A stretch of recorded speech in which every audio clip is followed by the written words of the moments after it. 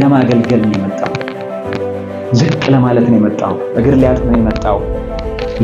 ለሌሎች ለብዙዎች ህይወቱን ነፍሱን ለመስጠት ነው የመጣው።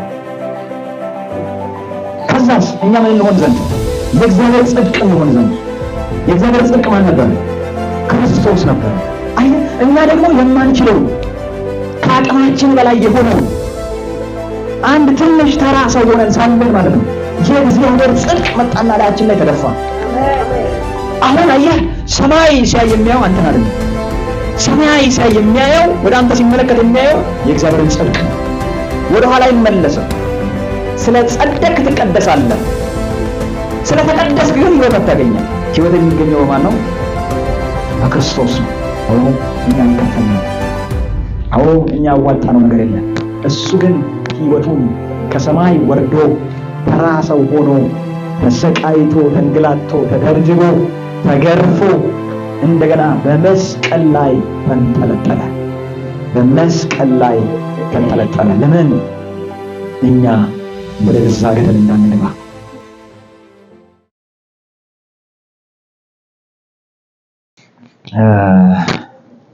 ኤፌሶን ክፍል 17ን እንቀጥላለን። በእግዚአብሔር ፈቃድ የኢየሱስ ክርስቶስ ሐዋርያ የሆነ ጳውሎስ በኤፌሶን ላሉ ቅዱሳን የሚለውን ተምረን ዛሬ ደግሞ በክርስቶስ ኢየሱስ ላሉት ምዕመናን የሚለውን እንጀምራለን። በክርስቶስ ኢየሱስ ላሉት ምዕመናን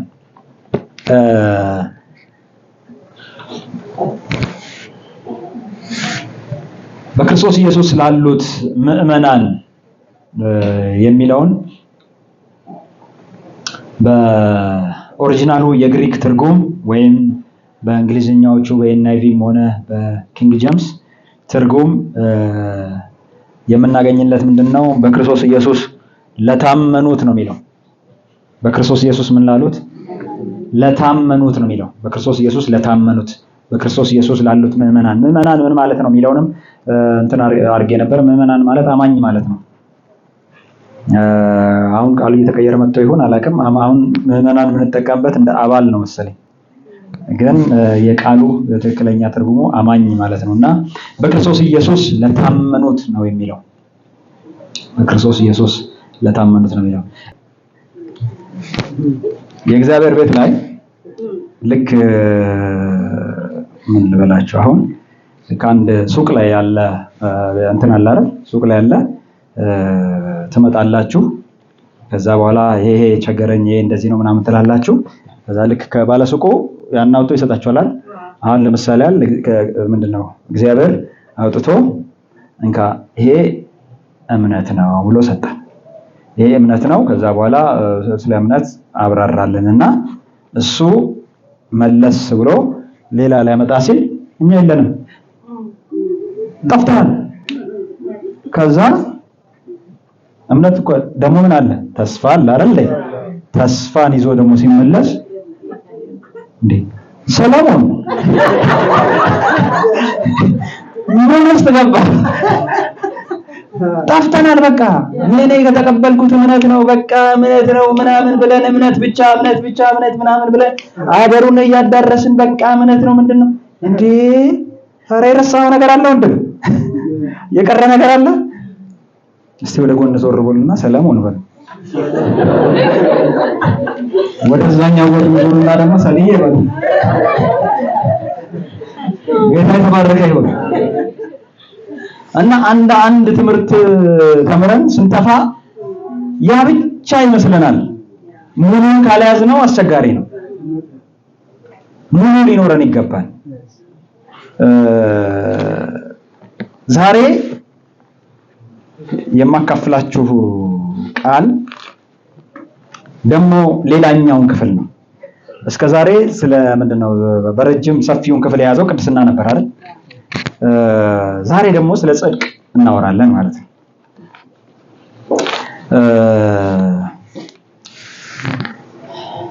በጣም ምንድነው የታጠቅን ሰዎች እንድንሆን ታገሱኝና በደንብ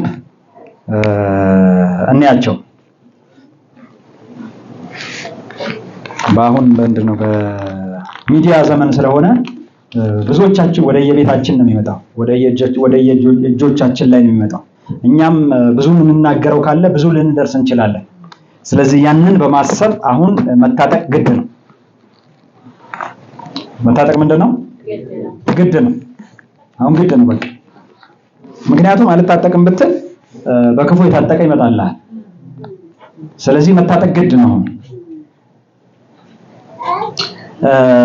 በክርስቶስ ኢየሱስ ለታመኑት ነው ያልነው። ለምንድን ነው በክርስቶስ መታመን ያስፈለገው?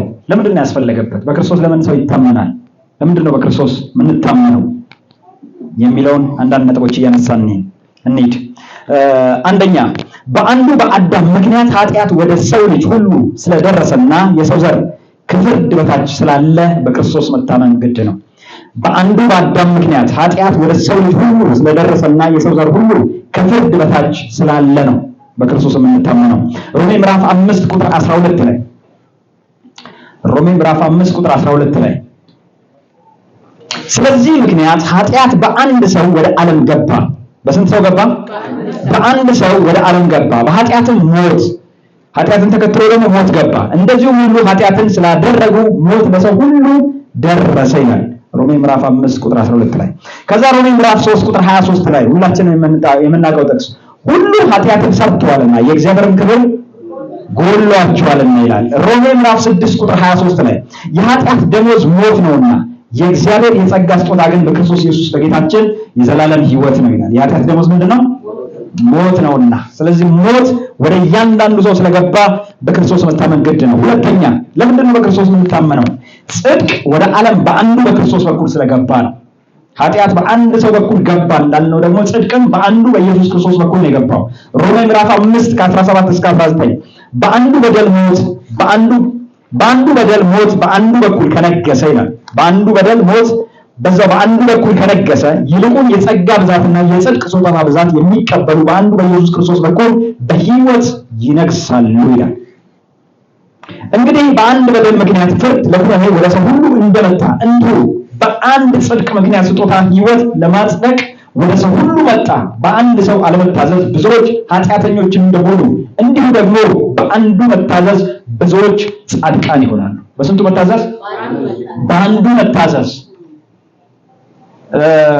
ምንድነው? አዳም ኃጢአት ሲሰራ አብራችሁ ነበራችሁ እንዴ? አዳም አልታዘዝም ሲል አብረን ነበርን እንዴ? ግን አዳም የተላለፈው ነገር ሞት ማጋ ደረሰ?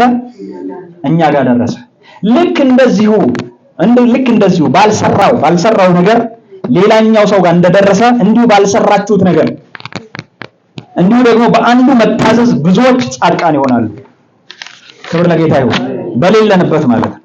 ጌታ ይመስገን። ሶስተኛ፣ ለምንድን ነው በክርስቶስ የምንታመነው? ሶስተኛ፣ አንዳችን በክርስቶስ ዕዳችን በክርስቶስ ስለተከፈለና ነፃ አውጫችን ስለሆነ ነው። ዕዳችን በክርስቶስ ስለተከፈለና ነፃ አውጫችን ስለሆነ ነው። ማርቆስ 10:45 ላይ እንዲሁ የሰው ልጅን ሊያገለግልና ነፍሱን ለብዙዎች ቤዛ ሊሰጥ እንጂ እንዲያገለግሉት አልመጣምና ይላል። እንዲሁ የሰው ልጅ ሊያገለግልና ማርቆስ 10:45 እንዲሁ የሰው ልጅ ሊያገለግልና ነፍሱን ደግሞ ለብዙዎች ቤዛ ሊሰጥ እንጂ እንዲያገለግሉት አልመጣም። ጌታ ይመስገን። በጣም ወደው ጥቅስ ነው። ክብር ለጌታ ይሁን። ጌታ እኮ ነው። አስባችሁታል? የሚመለክለት፣ የሚሰገድለት፣ የሚኖርለት ፍጥረት ሁሉ የሚሰግድለት ጌታ ወደ ምድር መጣ። ግን የመጣበት ምክንያት ሲናገር እንዲያገለግሉት አይደለም፣ ለማገልገል አይደለም። ሰው ሌላው እሱን እንዲያገለግለው አይደለም የመጣው፣ እሱ ለማገልገል ነው የመጣው። ዝቅ ለማለት ነው የመጣው። እግር ሊያጥብ ነው የመጣው። ለሌሎች ለብዙዎች ሕይወቱን ነፍሱን ለመስጠት ነው የመጣው። አይደንቅም? ጌታ ይመስገን። አንደኛ ቆሮንቶስ 15 ከ3 እስከ 4 ድረስ እኔ ደግሞ የተቀበልኩትን ከሁሉ በፊት አሳልፌ ሰጠኋችሁ። እኔ ተቀብዬዋለሁ፣ ደግሞ ከሁሉ በፊት አሳልፌ ሰጠኋችሁ እንዲህ ብዬ መጽሐፍ እንደሚል ክርስቶስ ስለ ኃጢአተኞች ሞተ። ስለማን ሞተ? ስለ ኃጢአተኞች ሞተ፣ ተቀበረ። መጽሐፍ እንደሚል ደግሞ በሶስተኛው ቀን ተነሳ ይለናል። ኢሳይያስ 53:5 ላይ እርሱ ግን ስለ መተላለፋችን ቆሰለ፣ ስለ በደላችንም ደቀቀ፣ የደህንነታችንም ተግሣጽ በእርሱ ላይ ነበር፣ በእርሱ ቁስል እኛ ተፈወስን ይላል። ኤፌሶን ምዕራፍ 1 ቁጥር 7 ላይ በውድ ልጁም እንደ ጸጋው ባለጠግነት መጠን በደሙ የተደረገ ቤዛነታችንን አገኘን። በደሙ የተደረገ ቤዛነታችንን አገኘን፣ እርሱም የበደላችን ስርየት ነው ይላል። ጌታ ይባረክ። ገላትያ ምዕራፍ 3 ቁጥር 13 ላይ በእንጨት የሚሰቀል ሁሉ የተረገመ ነው ተብሎ ተጽፏልና ክርስቶስ ስለ እኛ እርግማን ሆኖ ከሕግ እርግማን ዋጀን። ምን ሆኖ? እርግማን ሆኖ ከሕግ እርግማን ዋጀን።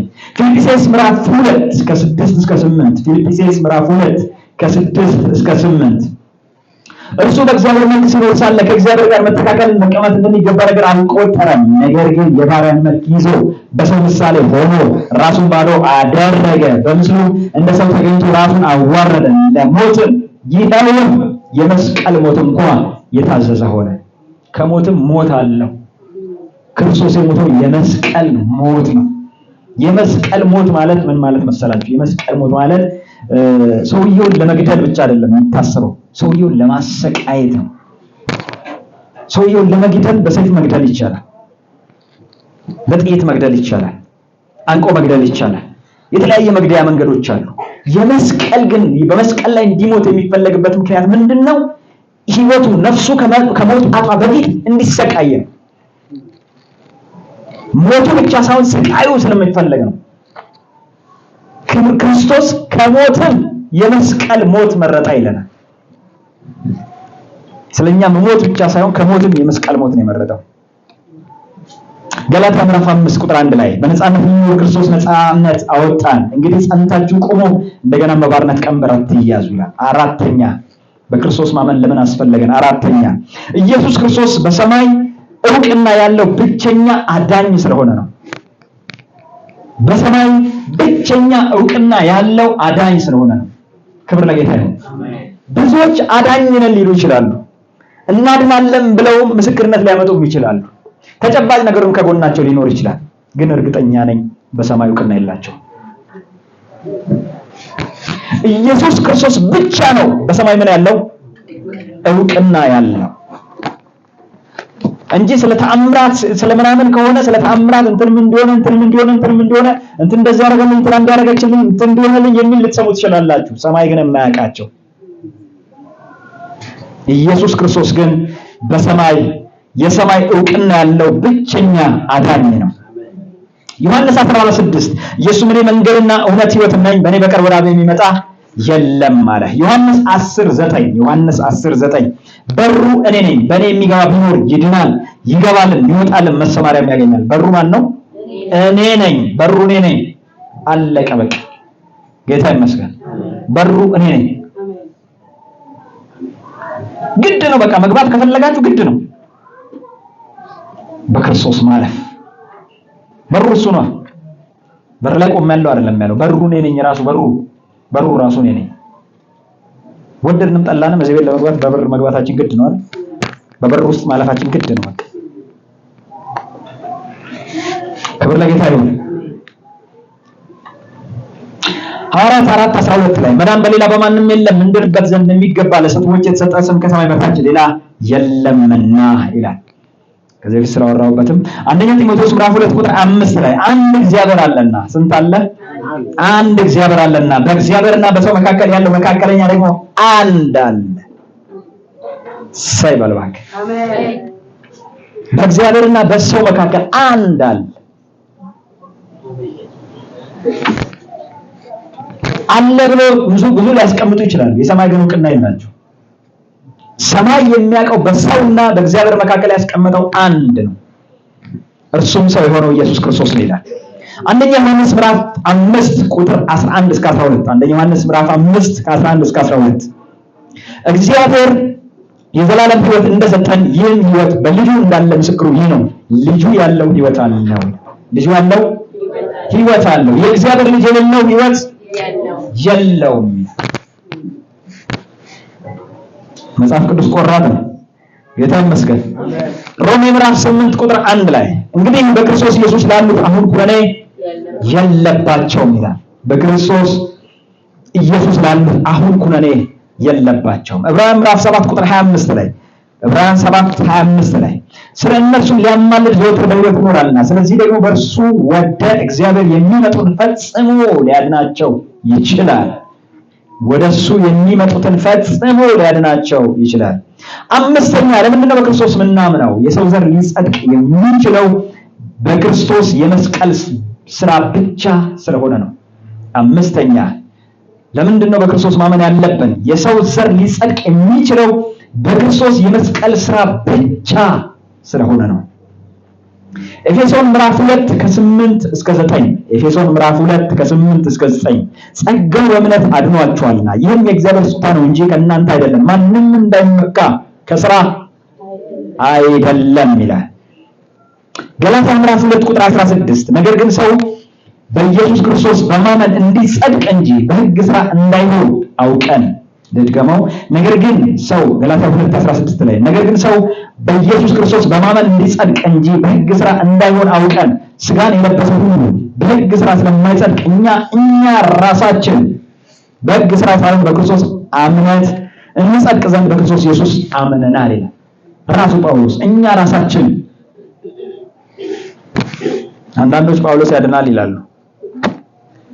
ጳውሎስ እኔ ራሴ በቃ አምኜ እንድጸድቅ እኔ ራሴ ይህን አድርጌያለሁ ይላል።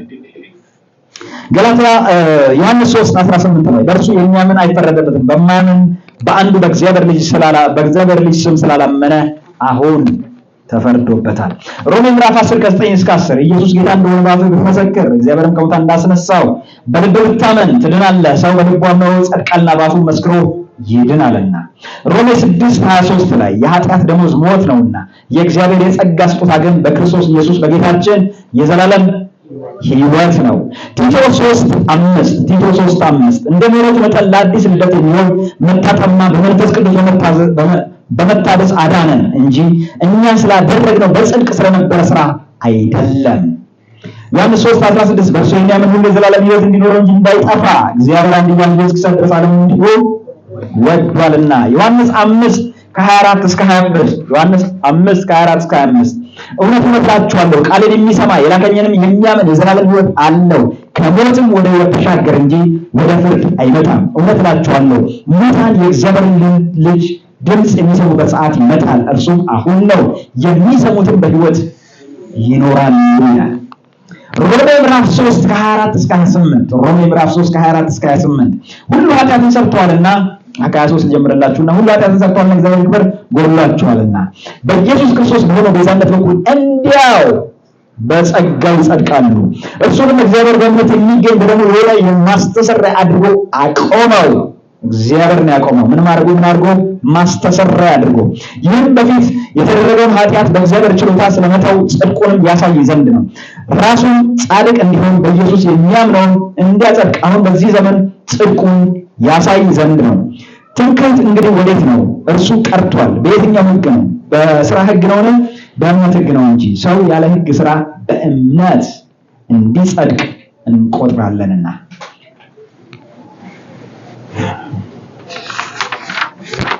ዮሐንስ 10 ከ28 እስከ 29 ዮሐንስ 10 ከ28 እስከ 29 እኔም የዘላለም ሕይወትን እሰጣችኋለሁ ለዘላለምም አይጠፉም፣ ከእጄም ማንም አይነጥቃቸውም። የሰጠኝ አባቴ ከሁሉ ይበልጣልና ከአባቴ እጅ ሊነጥቃቸው ማንም አይችልም ይላል። አንደኛ ዮሐንስ ምዕራፍ 5 ከ12 እስከ 13 ልጁ ያለው ሕይወት አለው፣ የእግዚአብሔር ልጅ የሌለው ሕይወት የለውም። የዘላለም ሕይወት እንዳላችሁ ታውቁ ዘንድ እግዚአብሔር ልጅ ስም ለምታምኑ ይህንን ጽፌላችኋለሁ። ኤፌሶን ምዕራፍ 2 ከ4 እስከ 5 ኤፌሶን ምዕራፍ 2 ከ4 እስከ 5 ነገር ግን እግዚአብሔር በምሕረቱ ባለጠጋ ስለሆነ ከወደደን ከትልቅ ፍቅሩ የተነሳ በበደላችን ሙታን እንኳን በሆንን ጊዜ ከክርስቶስ ጋር ሕይወትን ሰጠን፣ በጸጋ ድናቸዋልና ይላል። ዮሐንስ 6:40 ዮሐንስ 6:40 ልጁንም አይቶ በእርሱ የሚያምን ሁሉ የዘላለም ሕይወት እንዲያገኝ የአባቴ ፈቃድ ይህ ነው፣ እኔም በመጨረሻ ቀን አስነሳዋለሁ። ልድገመው እስቲ። ልጁንም አይቶ በእርሱ የሚያምን ሁሉ የዘላለም ሕይወት እንዲያገኝ የአባቴ ፈቃድ ይህ ነው፣ እኔም በመጨረሻ ቀን አስነሳዋለሁ ይላል።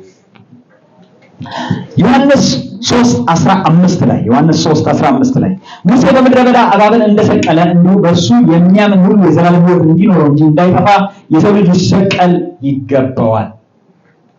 ሙሴ እንዳደረገ በምድረ በዳ እባብን እንደሰቀለ ዘኍልቍ ምዕራፍ 1:21 ላይ ስትሄዱ ህዝቡ ከጉዞ የተነሳ ደከማቸው፣ ታከታቸው።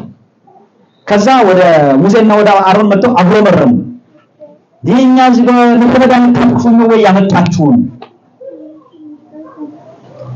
አንደኛ ደከመን፣ ሁለተኛ እንጀራ የለም፣ ሶስተኛ ውሃ የለም፣ አራተኛ ይሄ የምንበላው ምግብ ደግሞ እንጀራ ቀላል ነው።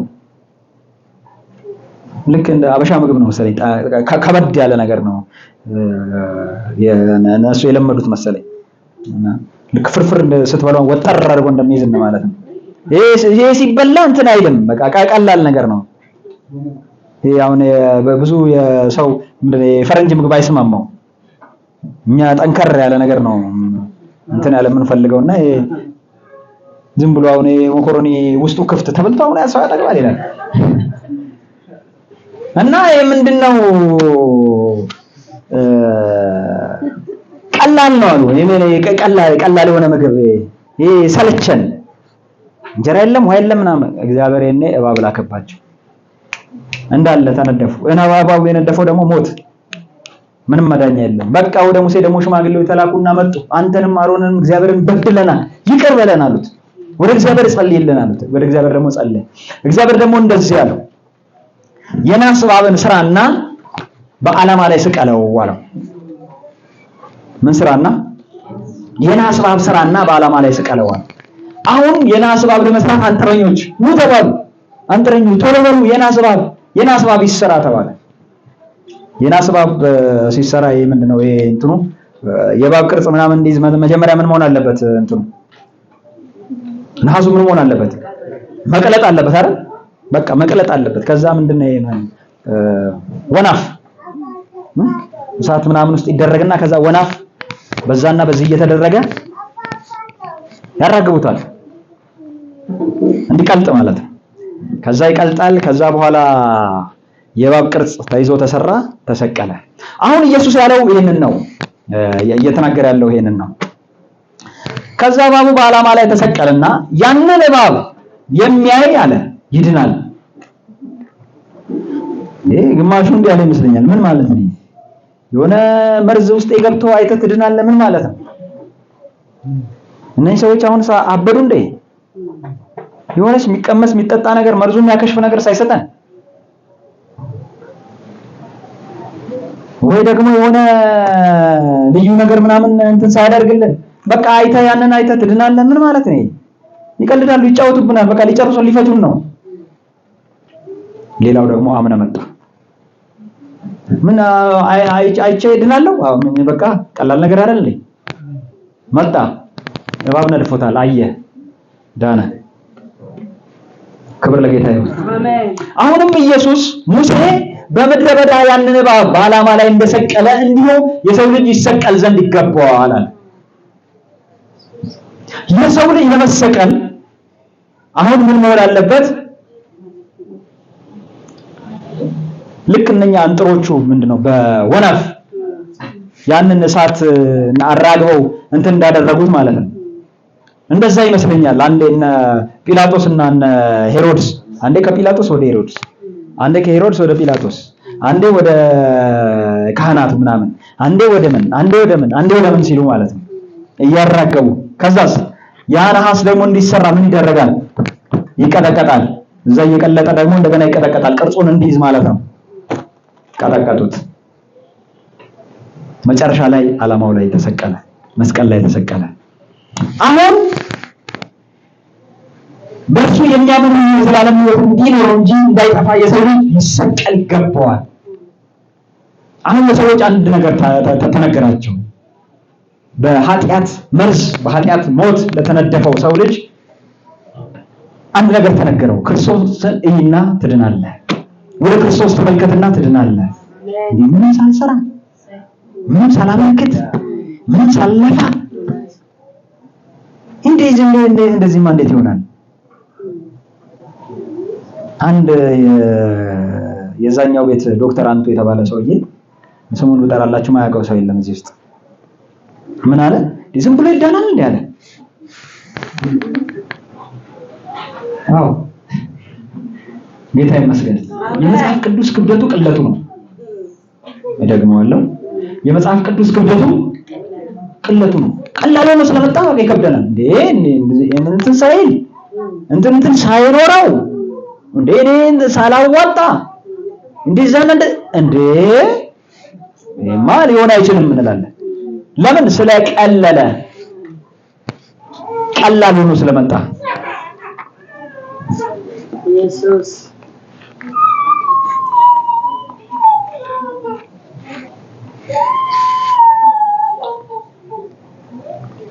ሮሜ ምዕራፍ 5 ከ9 እስከ 10 ላይ ይልቁንስ እንግዲህ አሁን በደሙ ከጸደቀን በእርሱ ጋር ቁጣው እንድናለን፣ ጠላቶች ሳለን ከእግዚአብሔር ጋር በልጁ ሞት ከታረቀን ይልቁንም ከታረቀን በኋላ በሕይወቱ እንድናለን ይላል።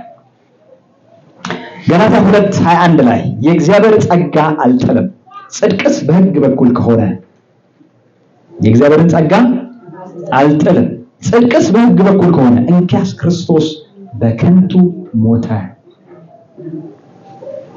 ሁለተኛ ቆሮንቶስ 5:21 እኛ በእርሱ ሆነን የእግዚአብሔር ጽድቅ እንሆን ዘንድ ኃጢአት ያላወቀውን እርሱ ስለኛ ኃጢአት አደረገው። እኛ ጽድቅ እንሆን ዘንድ እሱ ደግሞ ኃጢአት። እዚህ ጋር እሱ ኃጢአተኛ እንዲሆን እኛ ደግሞ ጻድቃን እንድንሆን አይደለም የሚለው ክፍሉ የሚለው ምንድነው? እሱ ኃጢአት እንዲሆን እኛ ደግሞ የእግዚአብሔር ጽድቅ እንድንሆን።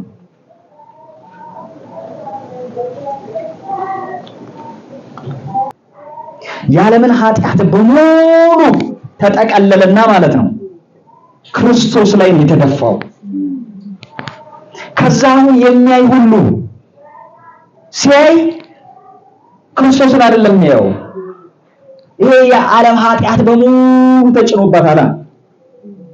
የሚያየው አሁን የዓለምን ኃጢአት ነው። እሱ ኃጢአት አደረገው ሲል አይታችኋል። እንዳለ የኛ ኃጢአት በሙሉ እሱ ላይ ተጫነና እሱን አጠፋው። ሰው ሁሉ ሲያይ፣ ሰማይ ሲያይ፣ ምድር ሲያይ፣ ያለ ሁሉ ሲያይ የሚያየው ኃጢአትን ነው። ከዛስ እኛ ምን እንሆን ዘንድ?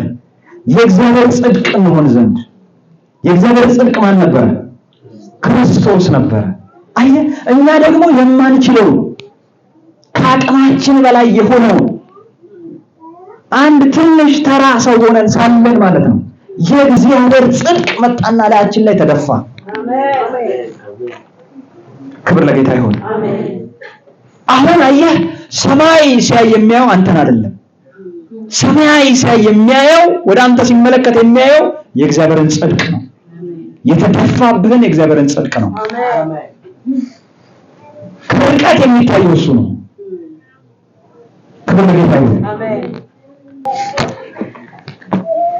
እንግዲህ ባለፈው ጊዜ ስለ ቅድስና ስሰብክ ነበር።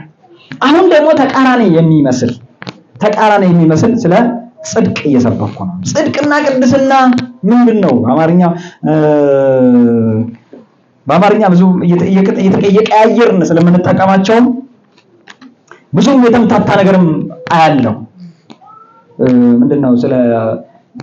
ስለ ቅድስና አያስፈልግም ብሎ የጽድቅን ጥቅስ አውጥቶ የሚናገር ሰው አለ። ምንድነው? የብሉይ ኪዳን እንትን ነው እንደዚህ አያስፈልግም ይልና የሚጠቅሰው ግን የጽድቅን ጥቅስ ነው። ጽድቅና ቅድስና በጣም የተለያዩ ነገሮች ናቸው።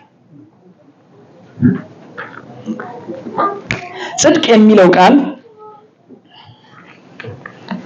በግሪኩ ዲካዮሊስ የሚል የግሪክ ቃል ሲሆን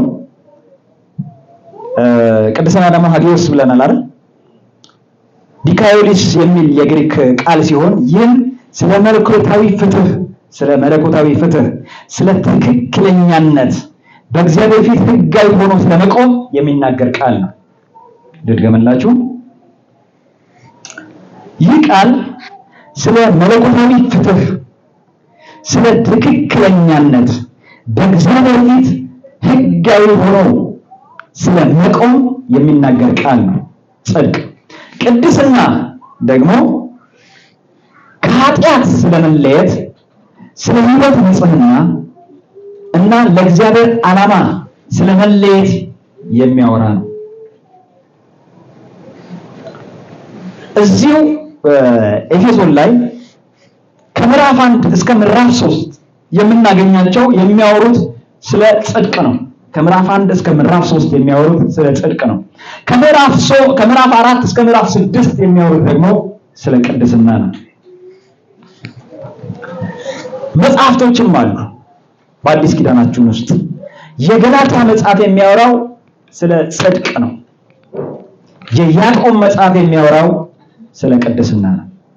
ብዙ ጊዜ ሰው ያዕቆብና ገላትያ ልክ እንደሚቃረን አድርገው ነው የሚያዩት። እንደውም እኛ ቸርች ብዙ ከያዕቆብ ያሉ ጥቅሶች አይጠቀሱም።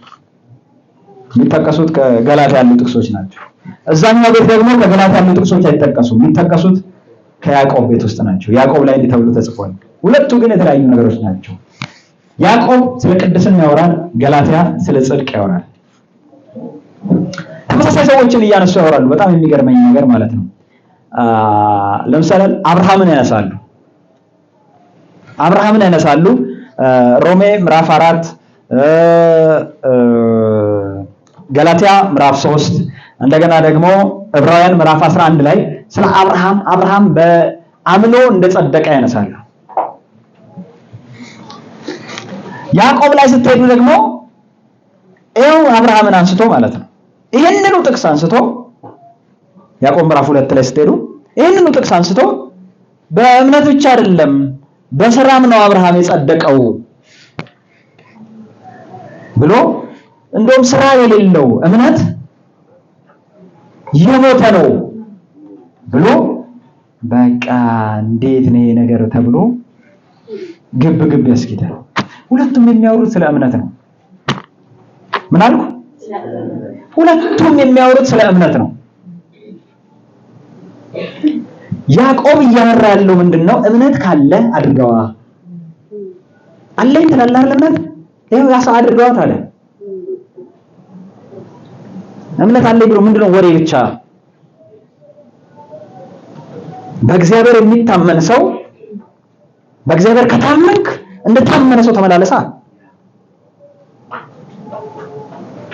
እምነት እኮ ይታያል። እምነት እኮ ህይወት አለው። ህይወት ያለው ነገር ደግሞ ምንድነው? ይበላል፣ ይጠጣል፣ ያድጋል፣ ይንቀሳቀሳል አይደል? ህይወት ያለው ነገር ህይወት ያለው ነገር ስለሆነ እምነት ካለ እምነት ማለት ህይወት ያለው ነገር ስለሆነ ይንቀሳቀሳል። ካልተንቀሳቀሰ ካልታየ ልጅ አለኝ ብለህ ምግብ ካልበላ ጡት ካልጠጣ እሱ ሞቷል ይላል። ይሄ ሞተ ነው። ከዛስ ምን ይላል? በሞተ እምነት ደግሞ መንግስተ ሰማያት አይገባም ነው። እምነት አይደለም። የሞተ እምነት ማለት የሌለ እምነት ማለት ነው። እምነት የለህም ማለት ነው። ሲጀመር ሞቷል ከተባልክ የለህም ማለት። ከዛ ቀጥለው የሚያነሱት ደግሞ ረዓብን ነው የሚያነሷት። ረዓብን እቺ ጋለሞታይቷ ሴት በእምነት ይላል የዕብራውያን ጸሐፊ፣ በእምነት ከእምነት አባቶች ጋር ተሰለፈች ይላል። ያዕቆብ ደግሞ እሷ ነው ሴትዮዋ አንስቶ እሷ በእምነት ብቻ አይደለም ስራ በተግባር አድርጋ ነው የዳነችው። አሁንም እኛም እንደምናስበው ስለ ሕግ ስራ አይደለም እያወራ ያለው፣ ስለ እምነት ስራ ነው። በእምነት ስለሚገለጠው ስለሚንቀሳቀስ እምነት ነው የሚያወራው። አመነች። እነኚህ ሰዎች ይችን ምድር እግዚአብሔር አሳልፎ ይሰጣቸዋል ይላል። ሕጉን አታውቅም እሷ። አታመንዝር፣ አትስረቅ፣ አትግደል ምናምን አንተ ስለምታወራው ሕግ እሷ የምታውቀው ነገር የላትም። ይሄንን ሕግ አታውቀውም፣ ጭራሽ አልሰማችሁም። እሱ ሌሎች አሁን አንስተው እንደ መከራከሪያ ነው ያደርጉት። ሕጉን ምናምን ትናርጋ በሕግ ጸደቀች ምናምን ብለው ነው ማከራው እንደሚያቀርብ። እሷ ጭራሽ ሕጉን አታውቅም። እሷ የምታውቀው አንድ ነገር ነው፣ ለእነኚህ ሰዎች እግዚአብሔር ምድሩን አሳልፎ ሰጥቷቸዋል። ስለዚህ ከነሱ ጋር ብተባበር እተርፋለሁ ነው ያለችው። ይሄ እምነት ስራ ነው። አሁን በእኛ በምንለው ማለት ነው። አሁን በእኛ በምንለው ይሄ እምነቷን የተገለጠው ሰዎቹ ሸሸገቻቸው። አየህ መሸሸጓ ማመኗን በተግባር ገለጸች። ስለዚህ ነገር ነው ያወራው። ስለ ጽድቅ ስናወራ ስለ ዘላለማዊ ሕይወት ምንጭ ነው የምናወራው። የእግዚአብሔር ልጅ ስለመሆን እያወራን ያለነው ስለ ጽድቅ ስናወራ። ስለ ቅድስና ስናወራ ደግሞ የዘላለም ሕይወት ስላገኘን የዘላለም ሕይወት ስለተቀበልነውና የእግዚአብሔር ልጅ ስለሆነው ሰው ሊመላለስበት ስለሚገባ ስለሚመጥን ኑሮ እያወራን ነው።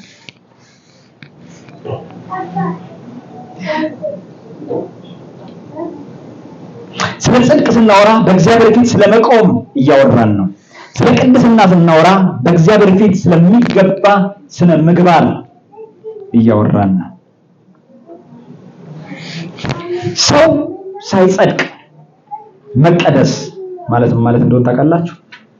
ያልጸደቀን ሰው ስለ መቀደስ ማውራት ማለት እንደሆነ እኛ በባህላችን እናደርገዋለን። ምንድነው?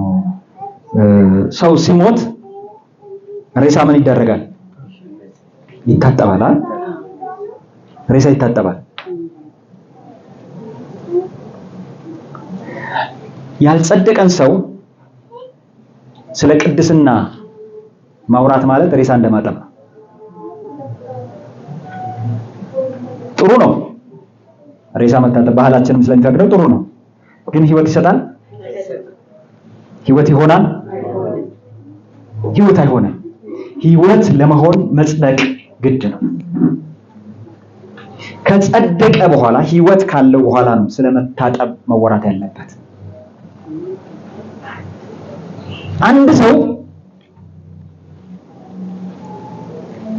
ህይወት ሲኖረው ይበላል፣ ይጠጣል አይደል? አሸንጉሊትን ስላበላው ህይወት ይሆናል? ወደዚህ የማይሰራ አለ። ገብቷችኋል? ህይወት ስላለህ መብላት አለብህ። ከምግብ የተነሳ ግን ህይወት አታገኝም። ወደ ኋላ አይመለስም። ስለ ጸደቅ ትቀደሳለህ። ስለ ተቀደስክ ግን ህይወት አታገኝም። ህይወት የሚገኘው በማን ነው? በክርስቶስ ነው። በክርስቶስ ስራ ነው።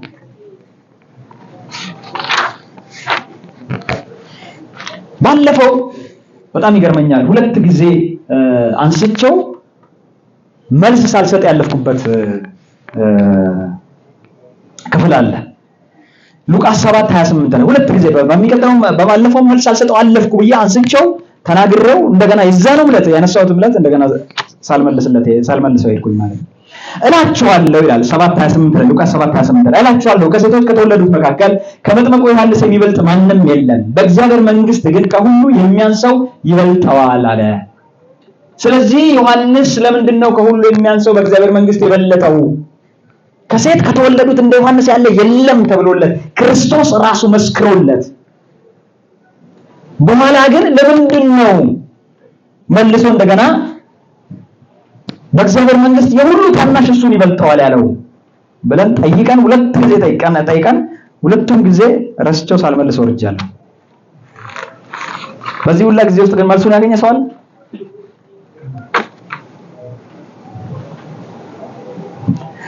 ዮሐንስ የመጨረሻው የብሉይ ኪዳን ሰው ነው።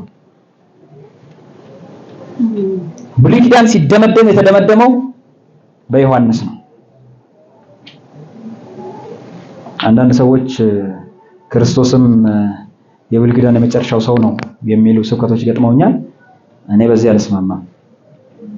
መስራቹ ራሱን ብሉይ ኪዳን የሚከትንተን መረጃም ማስረጃም ምንም ነገር የለኝም። ያን ልልበት የምችለው መነሻም የለኝም። ለኔ የመጨረሻው ሰው የብሉይ ኪዳን የመጨረሻው ሰው ዮሐንስ ነው። ስለዚህ ኢየሱስ ክርስቶስ ሲመጣ ከነበሩት ሁሉ ማለት ነው የብሉይ ኪዳን ሰዎች እንደ ዮሐንስ አይነት ሰው የለም ማለት ነው። ከሴት ከተወለዱት እንደ ዮሐንስ አይነት ሰው የለም። በሁሉም ብትሄዱ ዮሐንስን በሁሉም ብትመዝኑት የሚገርም ሰው ነው። የሚገርም በህይወት ቅድስና ከወሰዳችሁት በሕይወት ቅድስና ዮሐንስን እንየው ካላችሁ ማለት ነው። ዮሐንስ ከሰው ተለይቶ በምድረ በዳ የሚኖር የበረሃ ማርና አንበጣ የሚበላ ለክብሩ ጉዳይ የሌለው የግመል ፀጉር የሚታጠቅ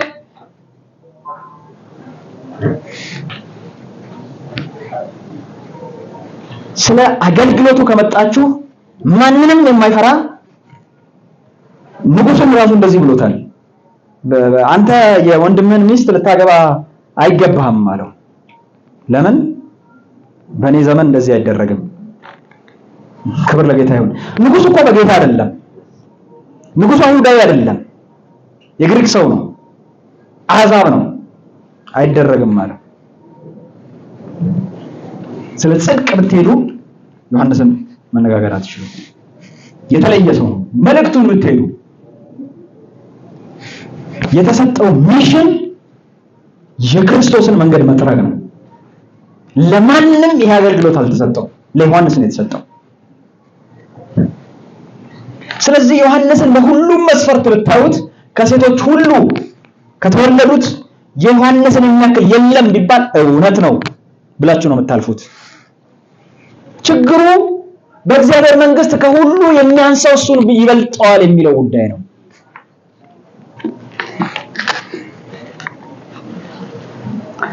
ለምን መሰላችሁ? በእግዚአብሔር መንግስት ውስጥ ትንሽ የሚባለው ሰውዬ ትንሽ መጨረሻ ትንሽ የሚባለው ሰውዬ ወደ እግዚአብሔር መንግስት ውስጥ የሚገባው በክርስቶስ ጽድቅ ነው። ወደ እግዚአብሔር መንግስት ውስጥ ክርስቶስን ካላሳየ፣ የክርስቶስን ደም ካላሳየ፣ የክርስቶስን ህይወት ካላሳየ ወደ እግዚአብሔር መንግስት አትገባ። ትንሽ መጨረሻ ትንሽ የምትባለው ብትሆን ማለት ነው። መጨረሻ ትንሽ የሚባለው አሳይቶ የሚገባው የክርስቶስን ህይወት ነው። የክርስቶስን የመስቀል ስራ ነው። የክርስቶስን ደም ነው። ክብር ለጌታ ይሁን። አየህ፣ በእግዚአብሔር መንግስት ውስጥ ስትኖር፣ በእግዚአብሔር መንግስት ውስጥ ስትኖር በአንተ የሚታየው የክርስቶስን ጽድቅ ነው። ዮሐንስ ደግሞ በነበረበት ዘመን የሚታየው የሰው ጽድቅ ነው። የሰው የህይወት ስታንዳርድ የህይወት ከፍታ ነው የሚታየው። ሰው ነው የሚታየው። ሰው ነው የሚለው። ኢሳይያስ ደግሞ ሲናገር ምን አለ? ጽድቃችን እንደ መርገም ጨርቅ ነው አለ። በእግዚአብሔር መንግስት ውስጥ ደግሞ ስትመጣ የሚታይልህ ክርስቶስ ነው። አስቆጥረን ሳይሆን ተቆጥሮልን ነው። ሉቃስ ምዕራፍ 1 ከ57 እስከ 58 አንድ ታሪክ አለ። ኤልሳቤጥ የመውለጃ ጊዜ ደረሰ፣ ወንድ ልጅም ወለደች። ጎረቤቶቿም ዘመዶቿም ጌታ ምሕረቱን እንዳገነላት ሰምተው ከእርሷ ጋር ደስ አላቸው ይላል።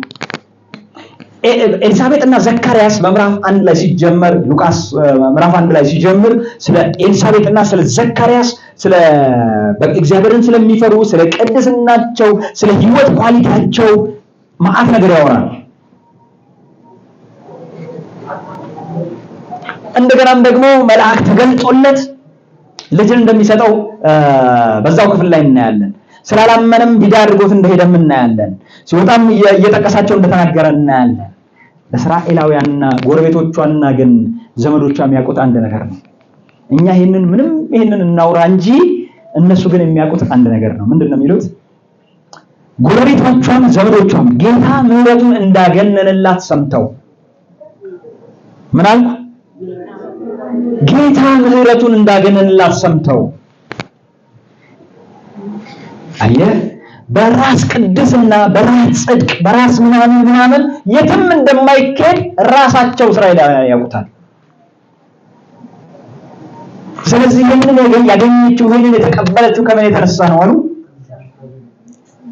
ጌታ ካገነነላት ምሕረት የተነሳ ነው። ክብር ለጌታ ይሁን። አንዳንዴ እኛ ጋር ያለ ችግር ምንድነው መሰላችሁ? ስላልከፈልንበት በነፃ ስላገኘነው ቀላል ይመስለናል።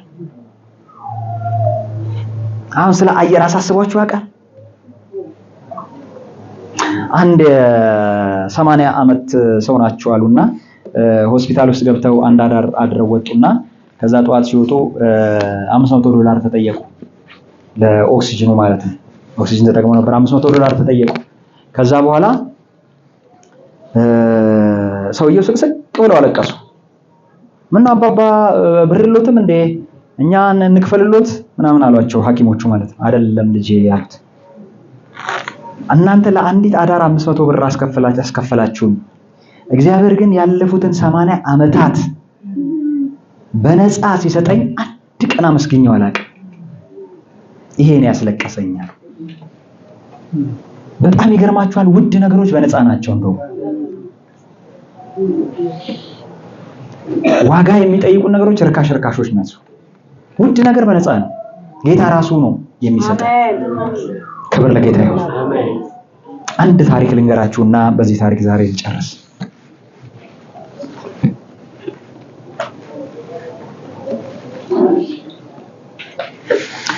አንድ ሰው የመርከቦች ተቆጣጣሪ ነው። የመርከቦች ተቆጣጣሪ ነውና ምንድነው ድልድይ ነው። ድልድይ ላይ ድልድዮች ያው መርከቦች በጣም ትልቅ ስለሆኑ ድልድይ ደግሞ ከላይ ስላላቸው ስለማያሳልፋቸው ምን አይነት ናቸው የተሰሯቸው ድልድዮቹ ይከፈታሉ። ከዛ በኋላ መርከቦች ያልፋሉ። ባቡሩ በሚመጣበት ሰዓት ደግሞ እንደገና ድልድዩ ወደ ነበረበት ይመለሳል። ባቡሩ ደግሞ በላይ ያልፋል ማለት ነው። ከዛ ይሄ ሰውዬ ልጁን ትንሽ ልጅ አለው፣ የ3 ዓመት ልጅ አለውና እሱን ብዙ ጊዜ እየያዘው ይወስዷል። እዛ ከሱ ጋር ያው ትምህርት ቤትም ስላልጀመረ ከሱ ጋር እየሄደ የዋለ ምናምን ይመለሳል። ልጁ አብረው ይሄዳሉ። ብዙ ጊዜ አብረው እንደዚህ አይነት ነገር ይደረጋሉና ልጁ ደግሞ ያው በአብዛኛው ወንዝ ዳር የመጫወትና እነኚህ በምንድነው እነኚህ ደግሞ መርከቡ የሚቀያየሩበት ጥርሶች አሉ። እነኛ ጊርስ የሚባለው ማለት ነው። እና በእነሱ ምናምን መጫወት ምናምን ይወዳል ልጁ። ከአባቱም ጋር መሆን ደስ ይለዋልና ከቤትም መውጣት ደስ ይለዋል። ስለዚህ ደስተኛ ነው የሚሆነው ልጁ። ስለዚህ አብዛኛው ጊዜ እየያዘው ይሆናል። ልክ እንደዚሁ እንደተለመደው ይህንን ልጅ ይዞት መጣ፣ አባትየው ማለት ነው። ይዞት መጣና የዛን ቀን እንደዛው እያደረገ እያለ አባቱም የራሱን ስራዎች እየሰራ እያለ መልእክት ይደርሰዋል። አንድ ሲግናል ይደርሰዋል። ምን የሚል የፍጥነት ባቡር እየመጣ እንደሆነ እየደረሰ እንደሆነ መልእክት ይደርሰዋል። ከዛ ሰውየው ይሮጥና መቆጣጠሪያው ክፍል ይገባና እንትኑን ሊመልስ ማለት ነው። ድልድዩን ወደ ነበረበት ቦታ መልሶ ባቡሩ እንዲያልፍ ማለት ነው። ወደ ነበረበት ቦታ ሮጦ ገብቶ እንትን ሲያደርግ ልጁን ከርቀት ያየዋል። ልጁ እነኛ የሚመልስበት ጥርሶች ውስጥ እዛ ውስጥ ገብቶ ልብሱ ደግሞ ተይዟል፣ በጥርሶቹ ማለት ነው። አባትየው አለቀሰ። አሁን ሄዶ ሮጦ ልጁን ለማምጣት ጊዜ የለም። ኦልሬዲ ፈጣን ባቡር እየመጣ ነው። በቃ መቼም አባት ነኝ፣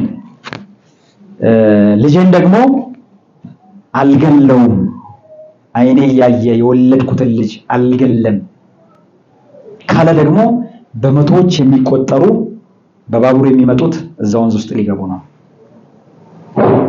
አባትየው አለቀሰ። እንደዚህ ቀን ይመጣል ብሎ አላሰበም ነበር። በጣም የጭንቅ ሰዓት ሆነበት። ያለው አማራጭ ሁለት ነገር ነው። አንደኛው የገዛ ልጁ አይኑ እያየ ጨፍልቆ መግደል፣ በትልልቅ ጥርሶቹ መካከል ሲመልሰው ሲዘጋው ጨፍልቆ መግደል። ሁለተኛው ያለው አማራጭ አንድ ልጁን አትርፎ ብዙዎችን ወደ ገደል መክተት። በዛ ውስጥ ሌሎች ልጆች ያላቸው ይኖራሉ፣ እርጉዞች ይኖራሉ፣ ትልልቅ ሰዎች ይኖራሉ፣ ወጣቶች ይኖራሉ፣ ልጆችም ይኖራሉ። ምንም የማያውቀውን ያንን ህዝብ ወደ ገደል መጨመር ወይም ደግሞ ምንም የማያውቀውን ንጹህ ልጅ ግራና ቀኙን የማያውቀውን እየተጫወተ ያለው አባቴን ብሎ የመጣውን እሱን በመከተሉ ደስተኛ የሆነውን ልጁን ጨፍልቆ መግደል።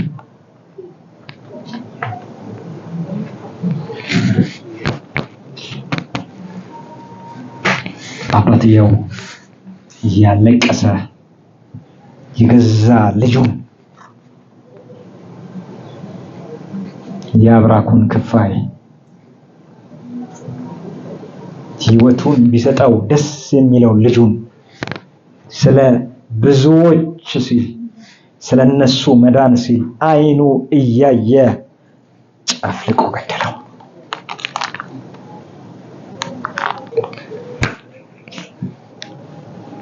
ከዛ በኋላ የሕዝብ ሁላ በሰላም ተሻገረ፣ በሰላም ሄደ። ምንም የሚያውቁት ነገር አልነበረም እነሱ። ግማሾቹ የሰሙት በዜና ነው፣ በጋዜጣ ላይ ነው የሰሙት። የተከፈለላቸውን መስዋዕት አላወቁ። እኛ ዛሬ እንደ አንድ ቃል ከህይወት ከሞት ወደ ህይወት ተሻገርን ስንል፣ ከጨለማ ወደ ብርሃን መጣን ስንል፣ እነኛ ሰዎች ከአንደኛው ጫፍ ወደ ሌላኛው ጫፍ ተሻገሩ ሲባል የተከፈለ መስዋዕትነት አለ። የንጹህ ኢየሱስ ክርስቶስ ተጨፍልቆ ነው እኛ ከእግዚአብሔር ጋር የተገናኘ ነው። እኛ ህብረት ያደረግነው የእግዚአብሔር ልጅ ይሆን ነው። ከጨለማው መንግስት ያመለጥነው ነፃ የወጣ ነው። ጸድቅን ስንል ሰዎች በነፃ ለኛ ይምጣ እንጂ በነፃ እኛ ጋር ይድረስ እንጂ፣ ኢየሱስ ግን ህይወቱን ያስከፈለው። ኢየሱስ ግን ለመስቀል ሞት ነው የተላለፈው። በዛ ተላልፎ ነው እኛን ነፃ ያወጣን፣ እኛን ልጆች ያደረገን። አዎ እኛ አልከፈልንም። አዎ እኛ ያዋጣነው ነገር የለም። እሱ ግን ህይወቱን ከሰማይ ወርዶ ተራ ሰው ሆኖ ተሰቃይቶ ተንገላቶ ተደብድቦ ተገርፎ እንደገና በመስቀል ላይ ተንጠለጠለ። በመስቀል ላይ ተንጠለጠለ። ለምን? እኛ ወደ ገዛ ገደል እንዳንገባ፣ እኛ ወደ ሲኦል እንዳንገባ፣ እኛ ህይወትን እንድናገኝ። ክብር ሁሉ ለጌታ ለኢየሱስ ይሁን። ሃሌሉያ። ማሚን ወደዚህ ጋብዛለሁ።